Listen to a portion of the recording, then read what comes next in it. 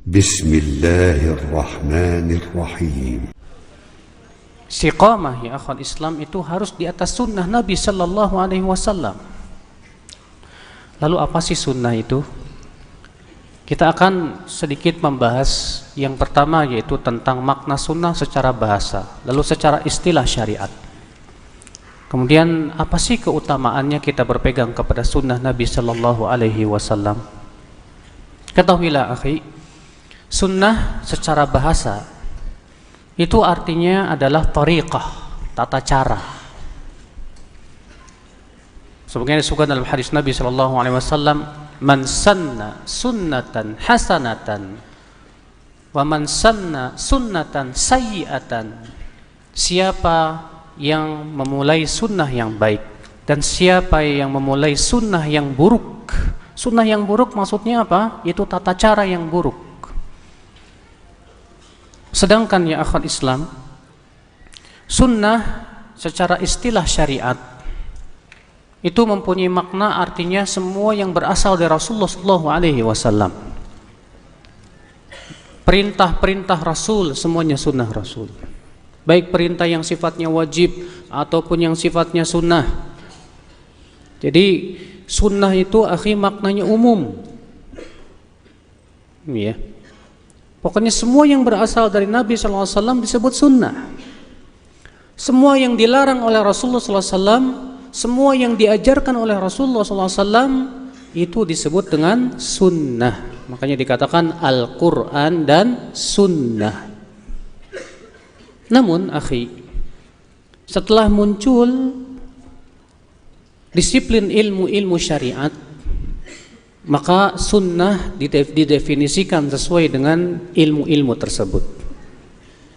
Menurut sunnah menurut ahli hadis, sunnah menurut ahli usul fikih, sunnah menurut ilmu fikih, sunnah menurut ilmu akidah, sunnah menurut ilmu hadis, kullu ma ukhidha an Rasulillah sallallahu alaihi wasallam min qaulin aw fi'lin aw taqririn.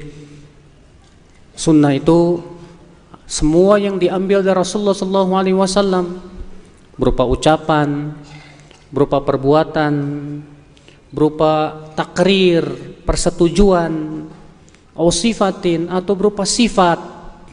Imam Syafi'i menambahkan au hammin, atau keinginan Rasulullah sallallahu alaihi wasallam.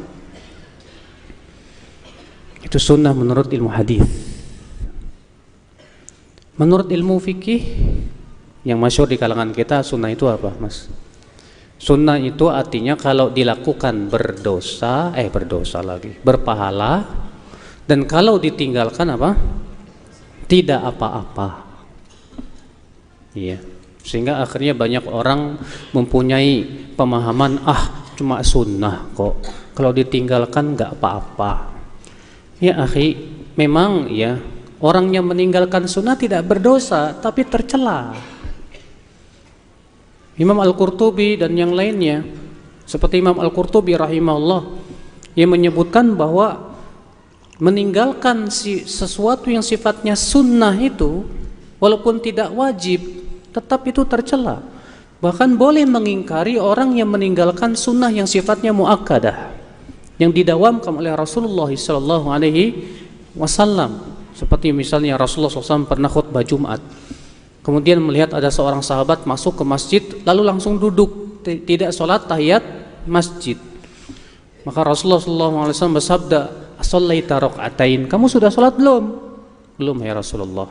Kata Rasulullah, "Qum farka wa tajawaz fihima." Bangun kamu, sholat dan ringankan sholatmu. Dijadikan dalil oleh para ulama bolehnya mengingkari orang yang meninggalkan sunnah yang sifatnya muakkadah seperti itu. Itu menunjukkan akhi, aib bagi seorang muslim untuk meninggalkan sunnah walaupun itu tidak wajib. Ini menurut ilmu fikih. Menurut ilmu akidah, as-sunnatu hiya ma yuqabilul bid'ah. Sedangkan menurut ilmu akidah, sunnah itu adalah yang kebalikan daripada bid'ah, itu sunnah. Jadi ada sunnah, lawannya apa? Bid'ah. Lawan bid'ah apa? Sunnah. Maka ada ahlus sunnah, ahlul bid'ah. Iya. Ikhwatal Islam, saudara-saudaraku sekalian. Maka yang kita inginkan di sini masuk padanya semua makna-makna tadi. Semua yang berasal dari Rasulullah SAW, berupa akidah, berupa ibadah, berupa akhlak, berupa muamalah, berupa semua urusan-urusan agama, din ini ya akhwat Islam, azani Allah wa iyyakum. Karena sesungguhnya ya akhi, agama ini yang datang dari Allah Subhanahu wa ta'ala. Dan agama ini berasal dari wahyu Allah Subhanahu wa ta'ala. Dan Allah wahyukan kepada siapa? Kepada Rasulullah sallallahu alaihi wasallam. Adakah selain Rasulullah yang dapat wahyu? Kiai Anda dapat wahyu? Siapa yang dapat wahyu ya akhi? Ya. Yang mendapatkan wahyu hanya Rasulullah sallallahu alaihi wasallam. Maka kewajiban kita mengikuti Rasulullah sallallahu alaihi wasallam. Allah mewajibkan kita mengikuti Rasul dalam ayat yang banyak.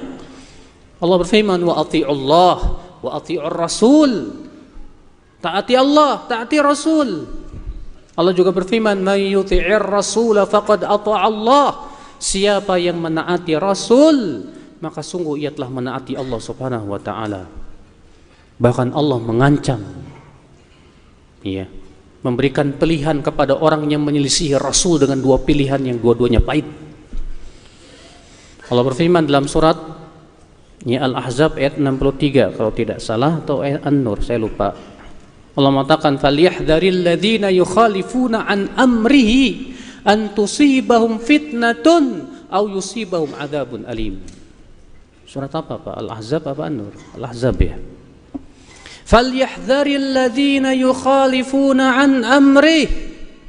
Hendaklah waspada, kata Allah. Hendaklah waspada orang-orang yang menyelisihi perintah Rasul, an tusibahum fitnatun, untuk ditimpa fitnah, au yusibahum adzabun alim, atau ditimpa adab yang pedih. Surat An-Nur ayat 63. An-Nur ayat 63 ya. Catat An-Nur ayat 63. Ya. Allah mengatakan hendaklah waspada. Allah peringatan. Ini serius Pak, peringatan Pak. Bukan main-main ini. Hendaklah waspada siapa? Orang yang menyelisih Rasul untuk ditimpa fitnah. Apa yang dimaksud dengan fitnah? Imam Ahmad berkata, atadrimal fitnah, tahukah kamu apa itu fitnah? Hiya syirk awil kufar. Fitnah yang dimaksud dalam ayat ini adalah kesyirikan atau kekafiran. Seseorang sengaja menyelisih perintah Rasul, kata Imam Ahmad, lalu Allah lemparkan ke dalam hatinya kecondongan kepada kesyirikan atau kekafiran. Idih, ngeri Pak. Kalau hati orang sudah condong kepada kesyirikan, kekafiran, ini musibah yang paling besar yang menimpa seorang hamba Allah. Iya. Allah mengatakan, hendaklah waspada orang-orang yang menyelisih perintah Rasul untuk ditimpa fitnah atau ditimpa azab yang pedih. Pilih mana? Allah di sini memberikan pilihan dua aja, nggak ada yang ketiga Pak. Hanya dua. Orang yang menyelisih perintah Rasul itu dikasih pilihan oleh Allah, ditimpa fitnah atau ditimpa azab yang pedih. Mau pilih yang mana? Tidak mau? Tidak mau Ustaz. Siapa yang pengen dapat fitnah? Siapa? Saya tidak mau. Oke, kalau begitu cara kamu hanya satu, yaitu taati Rasul sallallahu alaihi wasallam. Taati Rasul, karena itulah jalan kebahagiaan akhi. Karena untuk bahagia itu ternyata tidak mudah. Menaati Rasul bukan jalan yang mudah ya akhwal Islam. Butuh mujahadah, berjihad melawan hawa nafsu. Maka saudara-saudaraku sekalian, jalan keselamatan adalah jalan Rasulullah sallallahu alaihi wasallam.